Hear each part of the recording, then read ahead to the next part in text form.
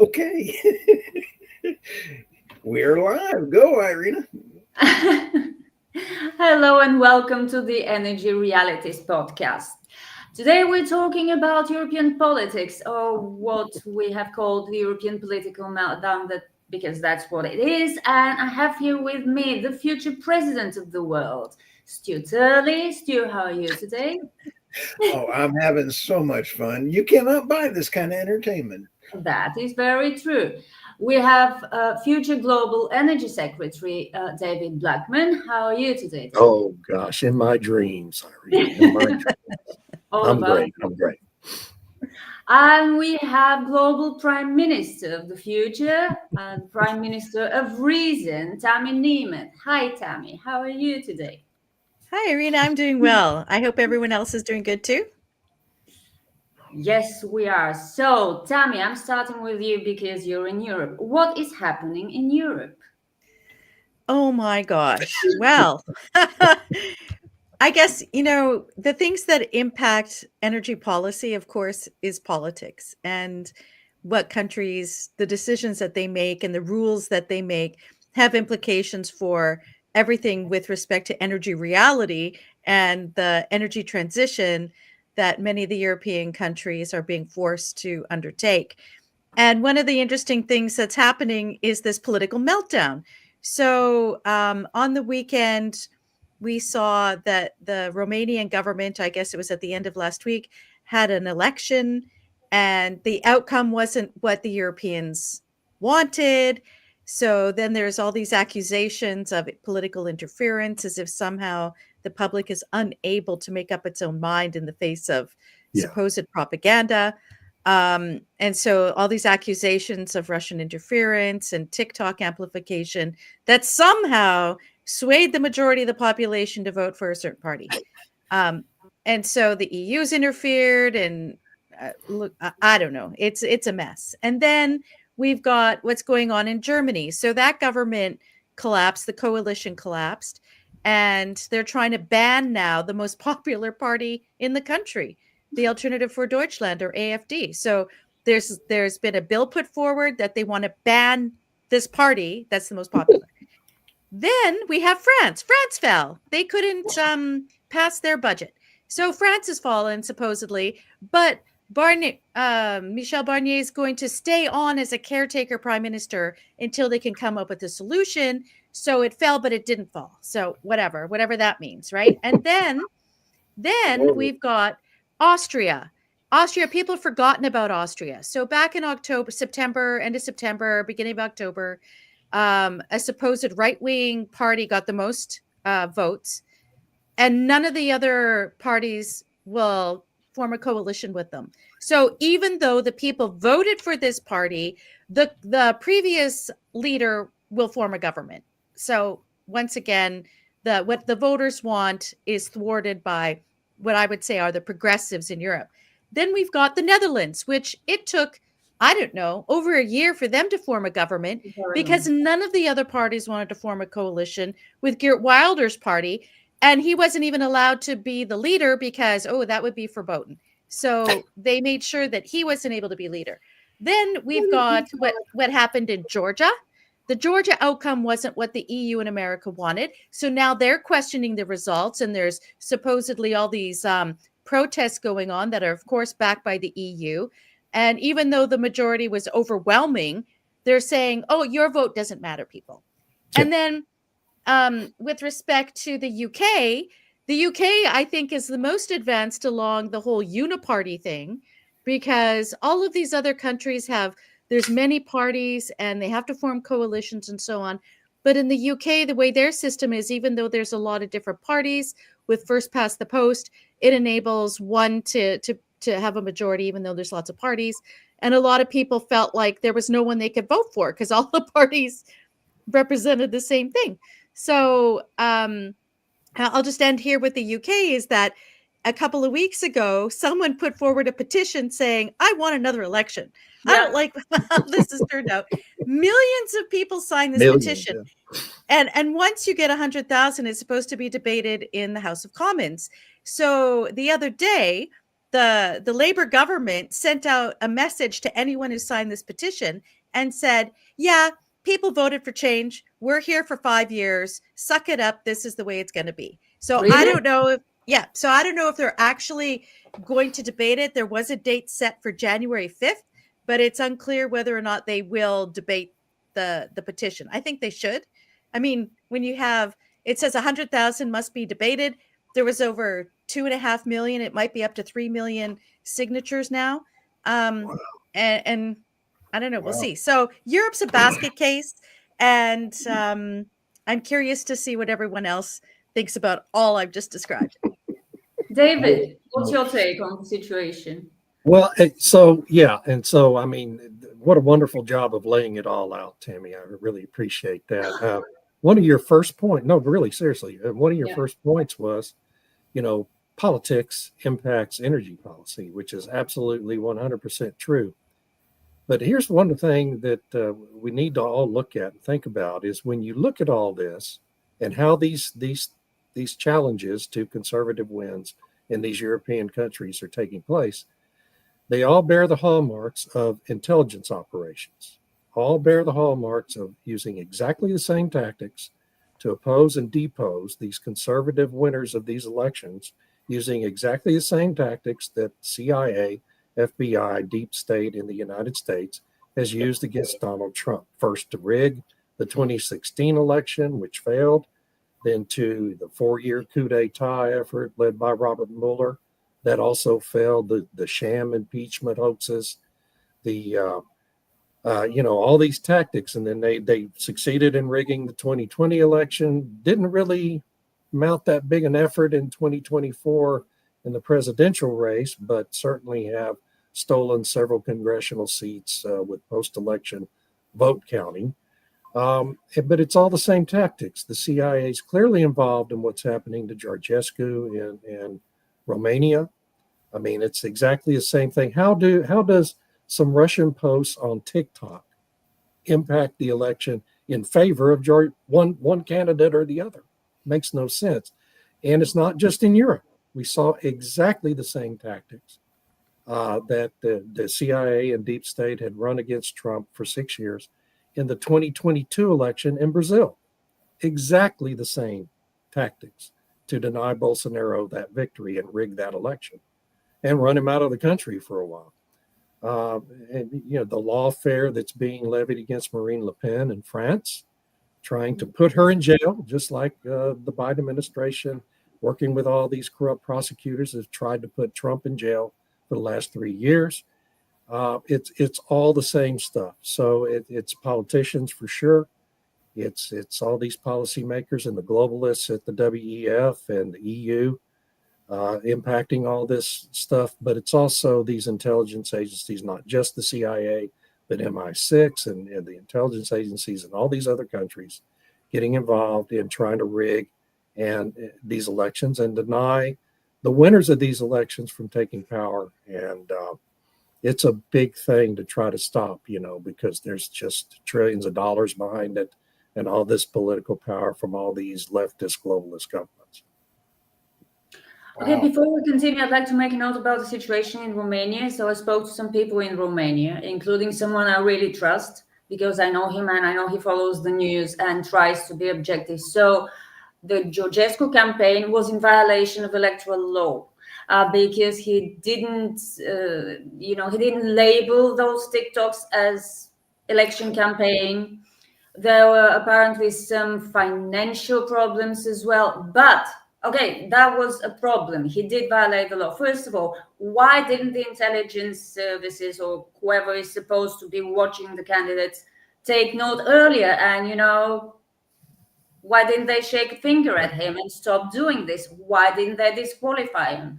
Well, according to my source, it was because the intelligence services were asleep at the wheel. But why would you annul the results of the election when you have no proof that there was actual interference, which was the allegation? And I agree with both Tammy and David. You can't swing so many voters.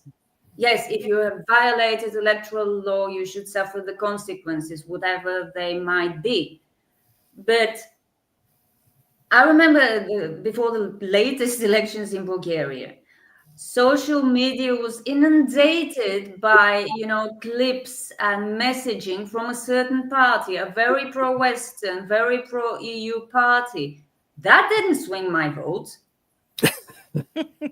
you know. It's because And you're intelligent. Hello, you're very you're smart. telling me people are idiots? Well, clearly they're not if they're voting against the establishment in large numbers. So, yeah, I believe this candidate, Călin Georgescu, should have been a bit more careful.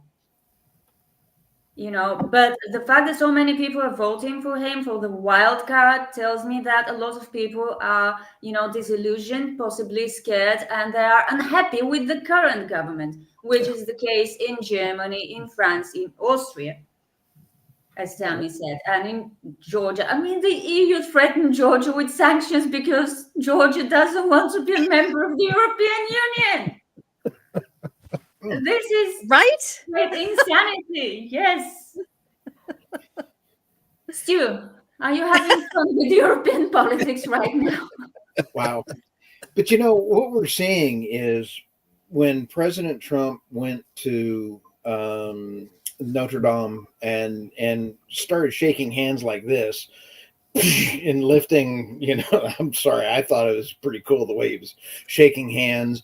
And everybody knows that there's an adult back in the room. But when we sit back and kind of go, I was very pleased to see that he had a very warm reception. But the common theme is control, green energy policies, and wiping out total financial, fiscal prosperity. So, green energy policies equals failure. And we had German Chancellor calling Putin, I believe, 3 times. And I guarantee you're going to see an end to the war. He is asking for Russian gas. Please, may I have some Russian gas? Because I'm about to get ousted because of my green energy policies.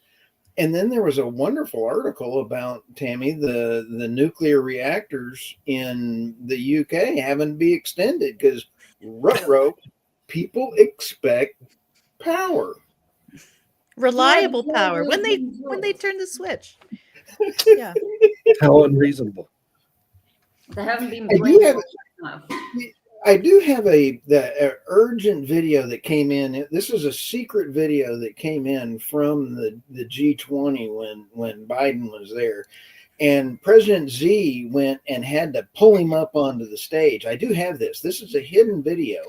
So here he is. They're dragging Biden up to the stage. And then here is President Z is going to say, hey, Biden, take a look here. This is pretty sad that we have to have our world leaders wrangle in our president because he's such a look at this.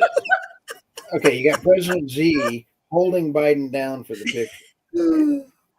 Sorry. That's a good one. But I mean, it is sad that there were all those leaders who had to act as caretaker if they were the host of the meeting, right? Like the G7 when it was Italy. And yeah, I mean, it was pretty sad. Yeah. Well, I don't think they'll need to do that now. Do what, Irina? I do hope this pain is coming to an end. It's painful to watch. I mean, he's a war criminal. He's all sorts of criminal.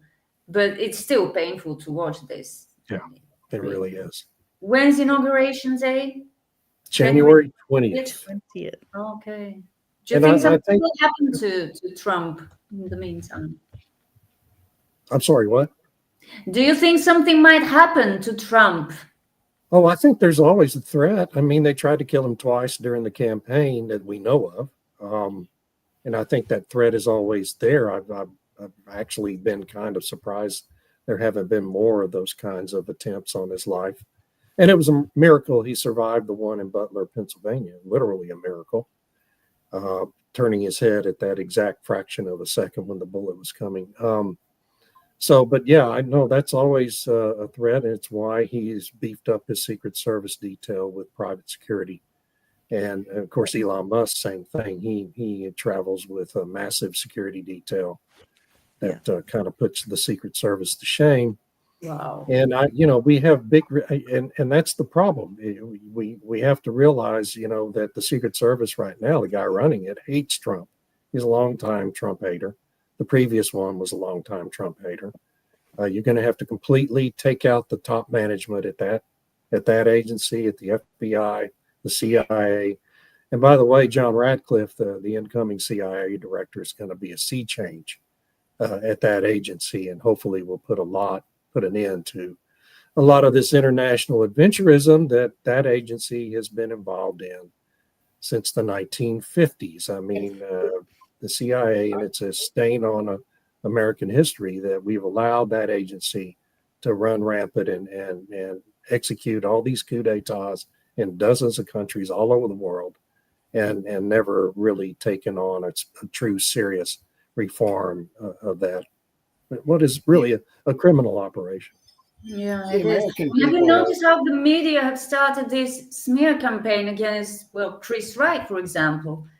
Sure. The Washington Post, Kevin Killock recently wrote about it, and I saw a Wall Street Journal article saying that Chris Wright preaches for the benefits of carbon dioxide. How dare he? And it's the same in Europe. I mean, they've really stepped up the narrative. For example, when the French government got ousted, it was Reuters. I read the Reuters report, and it said the far right and the hard left united to oust the government. So one is far right, the other is hard left. Yeah. It's a subtle difference, but I kind of noticed it. And all this, it's always far right. It's always ultra nationalist. Yeah. I But guess the Labour Party is just a bunch of moderates there in the UK. Yeah. It's always far right. They should probably, switch to hyper right, or I don't know. They're running out of adjectives. Further away from them. But once again, I'm amazed that they're doing the same thing. They have a very, very thin playbook, and they follow it to the letter in every single case. Yeah. Do That's they a great really point. hope? Yeah, do they really? They appear to really believe that people will keep buying the same script over and over again without asking questions. Yeah, if you watch the interview Trump did with Kristen Welker at NBC, which I'll never forgive him for doing that interview, she went through the whole playbook in an hour and 20 minutes in that interview. It's like they're required to do it. I mean, to keep their jobs, and right. It's pathetic at this point, and it's why their audiences are collapsing. I think this is also why, Irina, you had talked about misinformation and disinformation in your Substack today. Yeah. And I think this is why there's such a concerted effort to control information. Because if people are allowed to compare, oh, wait, the EU is doing the same thing in Georgia, in Romania, in Austria, in France, in Germany. Whoa, wait a second. This isn't such a good thing. And if people start to talk about it, then they'll be like, oh, wait. We don't want this. We want to have some more sanity and our voice counting, and not be dismissed as some kind of extremist simply because we disagree with the progressive agenda. And ultimately, this is a form of progressive globalism. And, I don't like to label things, but that is sort of how you have to describe these activities and these people who are behind a lot of what's happening from the European Union spread out to the member states and potential member states. So that's why I think they're trying so hard, especially in the EU, to put a clamp on information. Now, I know when we lived in Germany and in France, real information was hard to come by even when we lived there. And it was like the UK was the only place that had a lot of open discussion about all different kinds of things. And I don't think that's improved at all. I don't think the Germans, I think it's very difficult for Germans to come out with any sensible idea of what's happening. They're suing people. I mean, Habeck is suing people personally. Yeah. I mean, he's getting them fined because they mocked him online. Yeah. That's right. And, there's lots of other things happening in Germany that are offensive, especially to what's happening to women and different things going on. But you're not allowed to say anything. And if you say anything, you get sued or you go to jail. Yeah. And, the UK is going the same way, where you can get put in jail for forwarding a tweet of something that the government has arbitrarily decided is verboten today. So, or And even we yesterday. would have been in the same boat here in the United States if Elon Musk had not bought X when he did.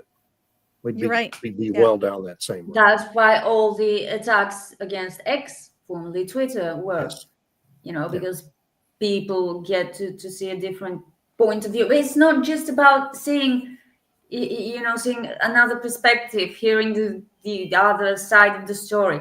People can feel it with their wallets that green energy policies are not working. Yeah. Just how long do these people, our leaders, think they can keep up the pretense? Because they keep saying it will get cheaper in the future. Yeah, but you can't keep leading people by the nose with the same promise. They don't want cheaper energy in 100 years. They want it now, while they're still alive and consuming this energy. Well, and every time it's more expensive, there's an excuse for it.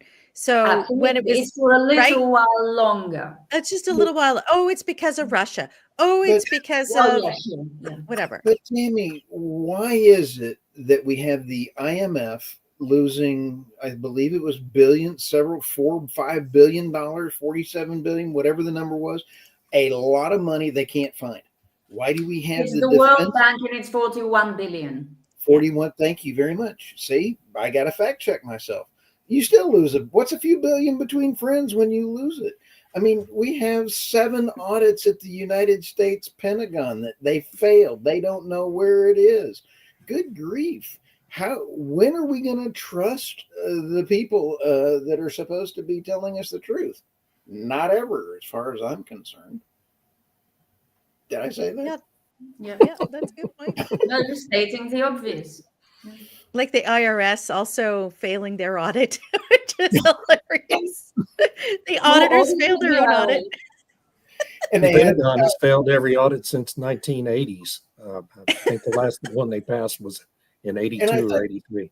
I think we have like several thousand IRS agents that owe back taxes trying to collect tax. Yeah. That's almost like Christmas Vacation when Eddie is standing there and his daughter walks up and she has cross eyes and she's like this. And he goes, well, she fell in the well and she came out and her eyes were crossed. And then all of a sudden the mule kicked her in the head and they went back straight. That's like Fetterman. He has a seizure and he goes to the hospital. He has a total meltdown and now he's normal. So did he get kicked in the head by a mule? I don't know. Well, he is a Democrat. Decision blow. The donkey party. Anyway, sorry. That was what I was totally a rant, and I apologize. But if I could bring us back to energy realities for just a second, I had sent around an article earlier last week where it was about the CEO of Ford in the UK had said that because right now in the UK, if dealers aren't meeting their EV sales quota, they're fined X amount of dollars. And the CEO said, we're telling our dealers, sell what you have to sell. Don't pay the fines. We think this is a bad idea. Oh, and by the way, government, give us more subsidies. Right. So I just think that's the epitome of what happens when you've got these governments coming out with these policy statements, these regulations, like the fact that you have to sell 22% of your new car sales have to be EVs. And for every one that you go, you're under or whatever, you have to pay £15,000. I mean, it's a ridiculous amount of money. And they want to do the same thing in Europe and they want to do that in Canada as well. So, these policies matter, elections matter, but voters are being told that, at least in Europe, that their vote doesn't matter unless it's for what the establishment wants. Right. Maybe we should ease into the stories because you started with the Fort Seal, and I think it's a really important story. All right. Oh, and I want to give a shout out to Zero Hedge and Tyler Durden, who had a really great. It was like they channeled what we were going to be talking about today, Yeah, because and they it's a didn't. really nice. Yeah, it was a really great summary of some of the key countries that we were talking about, where they talk about the Romania situation, Germany, France. They basically say the UK's lost, but it's a really great outline. So if people are interested, go to Zero Hedge and take a look at this article, because it gives a little more depth to what we were talking about today. And then the next. Tyler, if you're listening to this podcast, we'd love to have you on sometime. Oh yes, I was thinking the same thing. Let's invite him. Great minds.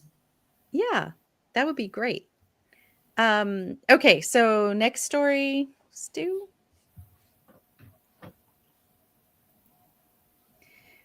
So my two stories were, the first one is about Ford refuses to limit gas and diesel car sales despite UK EV rules.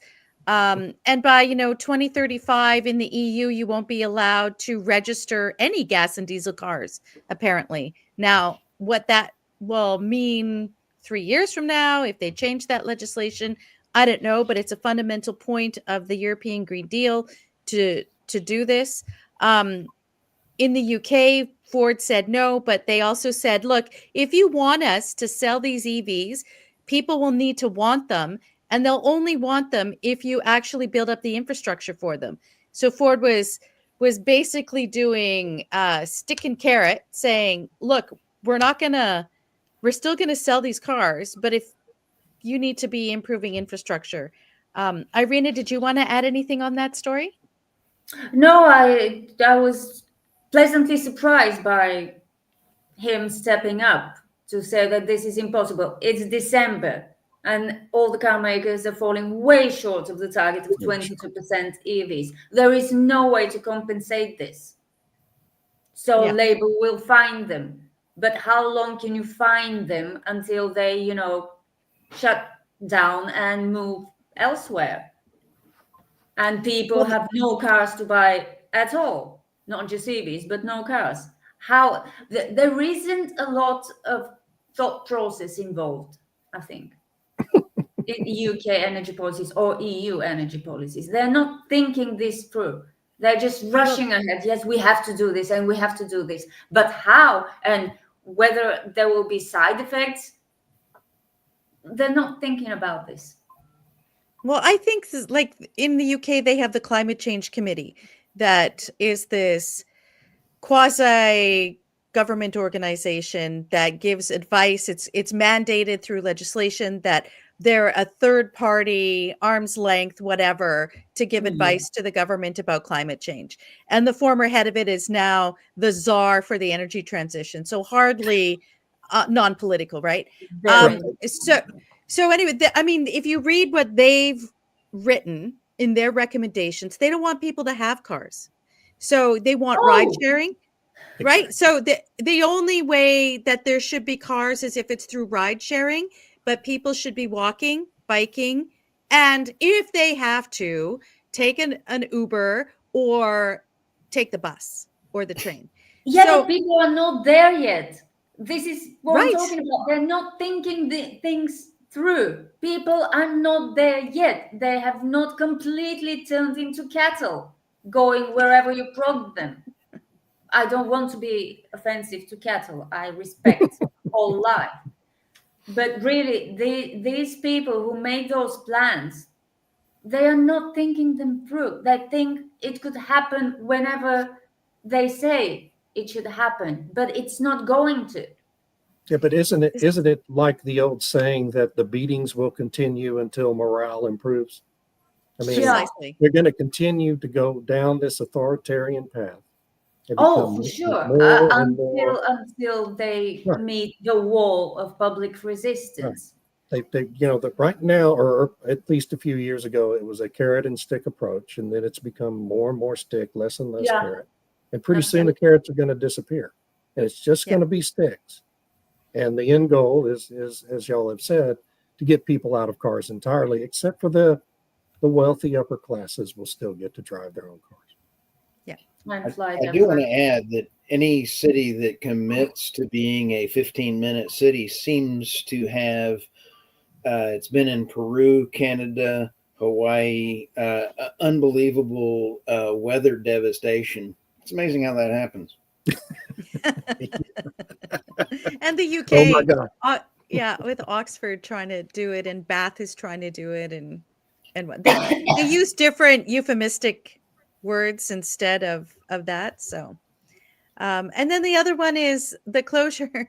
So they were going to shut these 4 nuclear power stations in the UK next year or something, and they've already been delayed. I think kept open a couple of years longer than they're supposed to. So they're extending them now until 2030. And of course, these nuclear power stations are owned by EDF. They were built in the mid 80s. So you would think that they should be able to stay running for quite a long period of time. But they can't, the wind and the solar in the UK is not meeting up expectations, and they know that by 2030, if they want people to not be upset and commit defenestration or something, then they need to keep the power going. So they've committed to keeping these nuclear power stations open longer than expected. I think we're going to see more of these things Yeah. happening across Europe. They will just quietly admit that it's not working out. They'll just say it's But they have no temporary. choice. It's just temporary. Yeah, we know temporary is the most permanent thing in the world. So yeah, it will be temporary for 100 years. France's fleet of, I believe, 50 some odd reactors, they let all their money go away for their maintenance. And so they were actually having 50 reactors running at 25% for a long time. And so now they've had to add a lot of money back into it very quietly. Yeah, these Well, are very mistakes. when Macron was first elected, he had promised he would shut them down. And so one of the ways to shut them down is to not invest in maintenance, right? Because then it's like, oh, we got to shut it down. It's not. And now they're thinking, well, we can sell all this energy to Germany and elsewhere that, won't do it themselves. We can make a fortune and have power and control. So they're reconsidering that, which I suppose is good. I think Mark Nelson spoke about this on Twitter a while ago, that even before Macron, I think some other liberal government in France deliberately, let those nuclear power plants be remain unmaintained, because they wanted to phase out nuclear energy, which in France is completely insane. Yeah. They have no alternative. Sense of their energy out of nuclear, but that was this plan. I saw that new technology, making wine and generating electricity in the same vat. Oh no, I'm for that. That'd be great. Okay, so speaking of rising energy costs, Biden-Harris EPA touts first climate change arrest of man smuggling greenhouse gases over the border. It was refrigerant. Okay, so my wife and I, a few weeks ago, invested in we have dual air conditioning units in our house, and we invested 30 grand in putting in new higher efficiency central air conditioning units. Mainly, and the deciding factor in my mind anyway, was the fact that beginning in January, the U.S. is about to force these AC companies to go to units that use an entirely new carbon dioxide based refrigerant, which isn't going to work as well. It's going to be incredibly more expensive. It's going to raise the cost of electricity and cooling homes for everybody in the country. Okay. Now that's the Biden-Harris EPA forcing that. It's going to be really interesting to see if the incoming EPA administrator, Mr. Lee Zeldin from New York, will reverse this policy, or at least strive to. It's pretty difficult to reverse these regulations once they're in effect, but we'll see if there's an effort to do that. This guy was smuggling in, of course, the old style refrigerant that supposedly caused or helped to cause the ozone layer, the hole in the ozone layer that now has mysteriously disappeared. So maybe that was really the cause, and maybe getting rid of it worked. But anyway, he committed a crime by bringing that across the border. Irony. Wow. Then we have this one I posted this morning. There's a guy out, a young man named Chris Martz, who is a meteorology student. He's a graduate student in meteorology right now. And I'm going to forget the name of the university he's at. But anyway, he's a tremendously informative poster on X that everyone should follow. Yes. He has a post up today called 10 Questions Climate Activists Refuse to Answer. What I admire about Mr. Martz is the same thing I admire about Alex Epstein and others out there who are constantly challenging these climate alarmists to debate. Let's just have a debate. Let's talk about this stuff in a rational, fact-based manner. And they issue these challenges constantly and never get a taker because the people on the other side understand they cannot win a real, honest exchange of ideas, an exchange of facts, because what they're doing is a religion. It's a religious cult.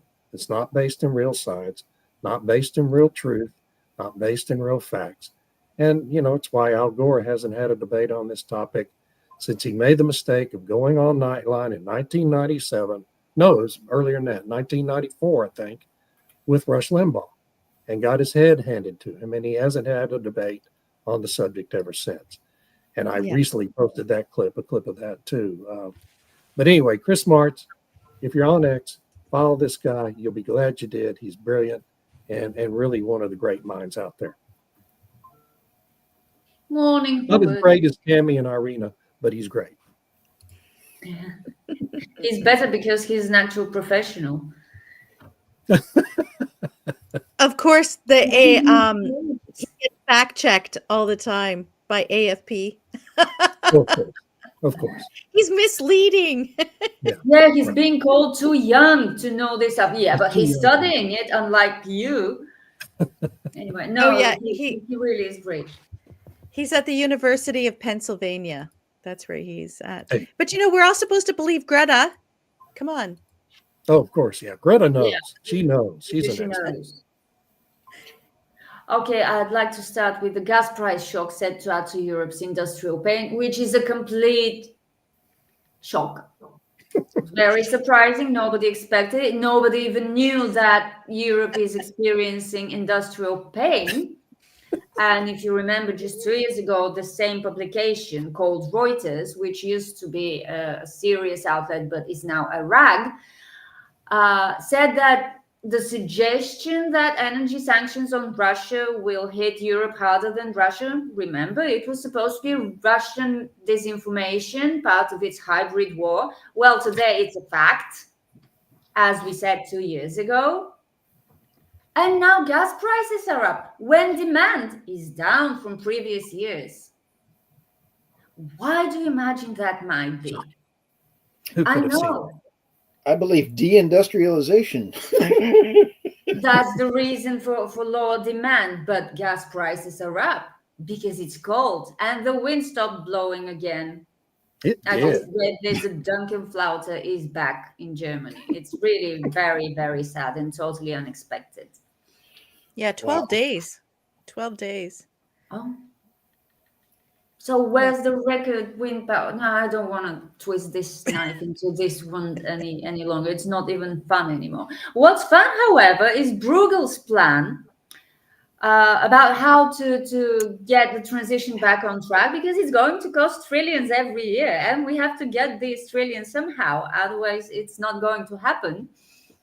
And I know we've talked about this with Tammy, that Bruegel used to be a very reliable, credible source of energy information, but this is no longer the case, because among their suggestions is tying every country's energy transition plan to all national politics. I think I mentioned this last week. Was it here? I don't know. Anyway, so basically they are suggesting that every political decision every EU member makes should be tied to the net zero goals of the whole bloc. Wow. And also, there should be some major behavioral changes because they're going to save some money, a few 100 billion every year from that massive 1.3 something tag for the transition. And I admit I'm quite horrified by these suggestions, and I do hope they will never become official policy because the EU will be done. So strike that. They should become official policy for every EU member country, so we can have the EU kill itself.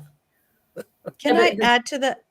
Can I yeah, add to that, Bruegel, what you just said there about wanting to put net zero at the base, at the center of every decision? yeah. And the thing is, with the Corporate Social Responsibility Directive, the CERD, which is this massive ESG reporting program of the EU that's mandatory this year for certain size companies, that is what it does. It makes every company put net zero and emissions at the center of every single decision. So when you bring all the companies in, then suddenly it's like, well, now you need to have all the politics, all the governments behaving in the same fashion. And that's how the money gets shifted, because the banks make those decisions based on net zero, the insurance companies, and your businesses. And after 5 years, it's supposed to be every business in the European Union, no matter what their size, will have to be doing this. I will have to report on my emissions. This is it's just crazy. I know. But that's how they want to phase it in now. Maybe it'll be the fact that after this first year, the corporations will be like, wow, this was way more than we expected. I think we're going to have to delay it. And even if it's delayed, the plan is still the same, that it reaches that at some point, by 2030, 2031, 2032, something like that. So Yeah, but we don't know what kind of governments will be in power in the EU in 2030. are you sure? Well, I'm not. Not. Based on our discussion today, does boy. even No, when I it's know they will keep trying, but I thought what's happening right now in these past few weeks, it was going to happen over a couple of years at least, and it's happening faster than I expected. So I dare feel some optimism that this acceleration will continue, and it's going to get very interesting. But I agree that if it turns out unsustainable, this whole reporting stuff, they will have to delay it, even if the plan remains the same. I know you're a huge pessimist, and rightly so, because you know what kind of people are pushing this. No, I agree, but I try to be optimistic, to keep my sanity. And based on what we're seeing right now in Europe, all this far right populism, nationalism rising. And besides, let's look at it from this perspective. By 2030, the EU may well be bankrupt completely. right. Yeah. We can only hope.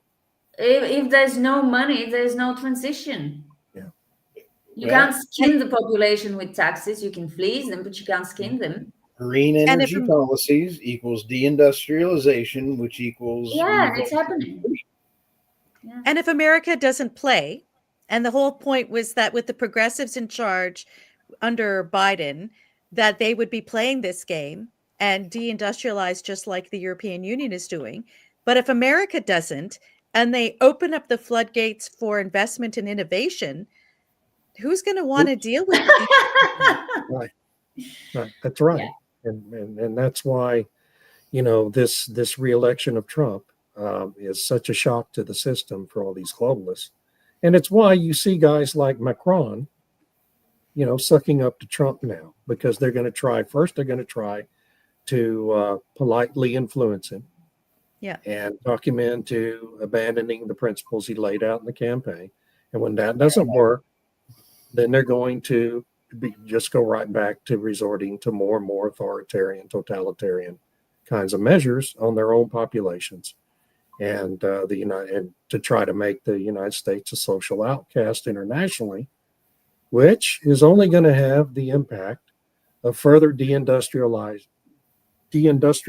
the EU once they start going back down that path again. And it's kind of inevitable. I mean, I just think we 3 years ago, we were predicting all this stuff we see happening now because it's inevitable because of who's running these things and the mindset, the central planning mindset these people bring to bear and religious dogma that dominates their discussions. And so I just think this is all kind of set in stone in the EU because the results of the free and fair elections that are being held are being reversed and ignored. And that just leads to totalitarianism. It just really does.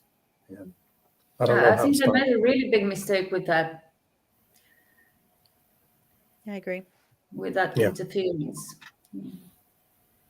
Brian Zinchuk right. has a good comment before we go on. Oh, I can't click on him, Stu. Can you click on him? Oh, which one? This one? Canada's Trudeau No, is Brian. making Yeah. Oh, cool. Canada's Trudeau is making net zero the key for every decision. Now Kenworth is being limited to selling only 10% manual transmission in his trucks due to climate change. Putting an automatic transmission in some of the equipment, heavy equipment, Kenworth manufactures is insane. Absolutely, completely insane. But that's just another example of the craziness that goes on. No, and no. You can't. I believe a great man once said, when you're talking about energy, physics and fiscal responsibility matter. I can't remember if it was me or you, David, because I stole it. I think it was, we just kind of stole it from each other. That's right. I want to, and Irina is just, thank you, Irina, for throwing it over to me now. And Qatar Energy CEO, are you telling us you don't want our LNG in the EU? I love this article. Holy smokes. Al Cabby said in support of I've got to read this quote. This quote is absolutely a hoot. A shout out to him today. I just want to applaud him. Bear with me. This is an important quote. So companies like Qatar Energy, Shell, or ExxonMobil, and even car companies like Toyota or GM will have to say they will abide by the Paris Accords. So the company will have to commit to net zero, Al-Kabi said. For us at Qatar Energy and all the expansions we are undertaking, I can assure you we cannot meet net zero as a company. The second thing is we need to make sure we put a team properly of probably about 1,000 people at Qatar Energy whose dedicated job would be to go out and look at all of our subsidiaries and suppliers around the world, because there might be a nail or a screw we buy from a contractor who has a subcontractor, and we will be responsible for looking at their practices, and we would be penalized. We are also being asked for responsible for tier emissions 1, 2, and 3, and be liable for a penalty up to 5% of our total generated worldwide revenue. This makes absolutely no sense. So my message to Europe, I'm almost done, and to the EU Commission is, are you telling us that you don't want our LNG in the EU? Because I'm sure not going to supply the EU with LNG to support their energy requirements and then be penalized with our total revenue worldwide. Yeah. I'm sorry. He gets the golf clap of the year. Yeah. Well done. That is just like Ford. It's going to take CEOs and world leaders like him, and I would love to have him on the podcast. So if you're listening here, I would love to have you on the podcast, and let's talk to you, because that is an outstanding discussion point. It's an energy realities talking point. Holy smokes, Batman. Well said, Tammy. All right. Yeah, I like it. Let's go to our favorite Fettergram. You know, if Granholm married Fetterman, they'd have a kid and he'd be Fettergram. And I swear she is the epitome of she has the brain power of a potato bud. And I am so thrilled for Chris Wright She has set the bar so low. If he walks into that office breathing, he will be able to accomplish a lot. And out of the 4,000 employees in the Department of Energy, only 8 phones showed up every day in 2023. 8. That was a heck of a report that just came out. Boy, Chris has got the work cut out for him. But listen to this one. Biden, the Biden office just closed a $303 million loan package for EOS, a battery company, to help cover the cost of 4 automated production lines. I cannot wait for the Biden administration to very succinctly go away. I don't care if you go away mad. I don't care whatever it is. Leave the checkbook alone and go away. And then this one is the thing. Can I say that anymore? Look at this. This meme says it up. We got billions for that short clown Zelensky. And if you're listening to this podcast, President Zelensky, you're a clown. I want you and Congressman Lindsey Graham, go fight the war together, arm in arm. You two, no money, go away. We have billions for all of you other folks. And then they gave a loan to the folks in North Carolina. And that is pathetic. Thank you for letting me rant today. I appreciate this. Put your tray table up. And Well, you know what Lindsey Graham's saying this morning, don't you, Stu? He's demanding we send 200,000 troops to Syria to conduct a ground war there. What? Because that's what John McCain would have done. Yeah. Lindsey Graham. Every time there's an upset in the Middle East, John McCain used to, demand we send 200,000 troops for a ground war. And so Lindsey Graham is taking over John McCain's role in the U.S. Senate. And this morning he said, yeah, we need to send 250,000 troops over there and have a ground war in Syria. What? Against whom?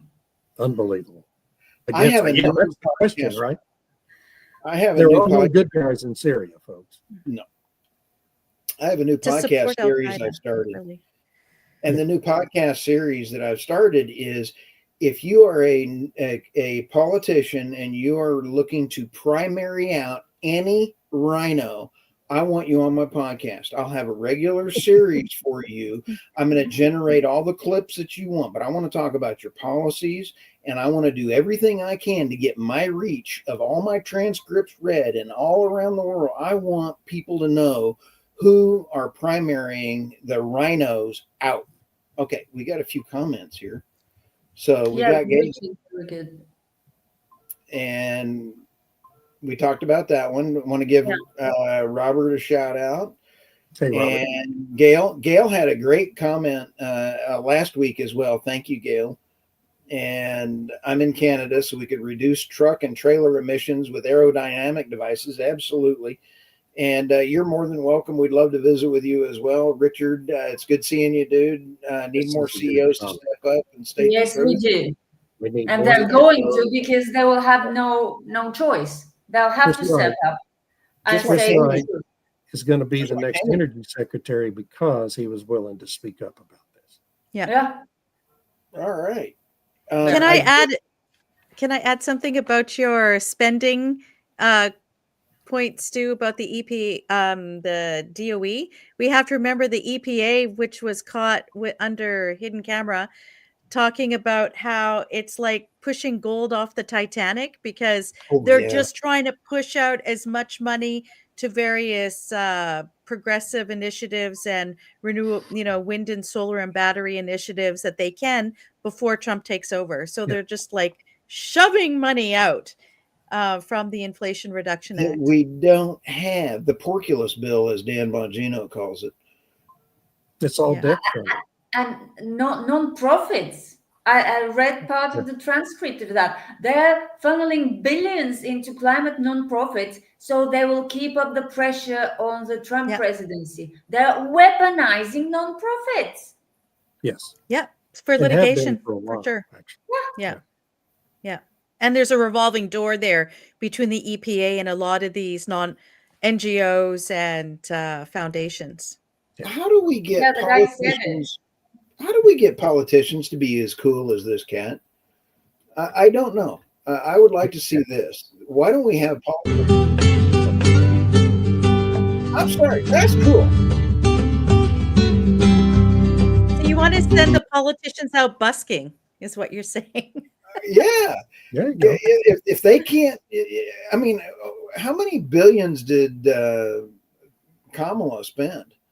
Now, I do have a video. Deeply in debt, wasn't she?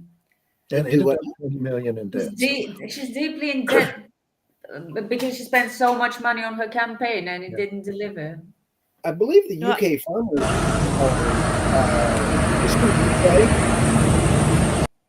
You know, I love farmers, but I wouldn't want to be a farmer. I shoveled a lot of stuff, and Good morning, cows. I love that. there's a politician right there. Lindsey Graham. Oh, here's Lindsey Graham begging for money.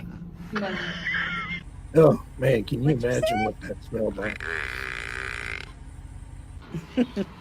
Watch this. Here's Lindsey Graham going to war. There you go.